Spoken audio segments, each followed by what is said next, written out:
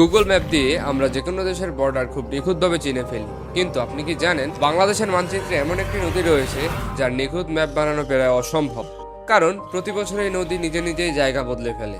যমুনা নদী ওপর থেকে দেখলে এই নদীটাকেও ঠিক সাধারণ নদীগুলোর মতোই মনে হয়, কিন্তু আসল সত্য হলো বিজ্ঞানীদের ভাষায় এটা কোনো একক নদীই না, এটা মূলত অজস্র আঁকাবাঁকা চ্যানেলের এক গোলক ধাঁধা, যার মূল স্রোত দ্বারা গড়ে প্রতি বছর প্রায় 300 মিটারের মতো ডানে বামে সরে যায়। নাসার স্যাটেলাইট ডাটায় দেখা গেছে গত 50 বছরে যমুনা নদী কোথাও কোথাও প্রায় 12 কিলোমিটারের মতো তার জায়গা থেকে সরে গিয়েছে।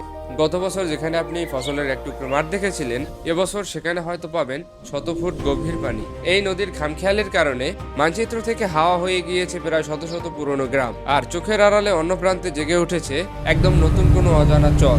পৃথিবীর সব নদীরই একটা নির্দিষ্ট সীমানা থাকে, কিন্তু যমুনার কোনো সীমানা নেই। এই স্বাধীন নদীকে আমাদের প্রাকৃতিক আশীর্বাদ নাকি অভিশাপ? আপনার কি মনে হয় সেটা কমেন্ট করে জানান।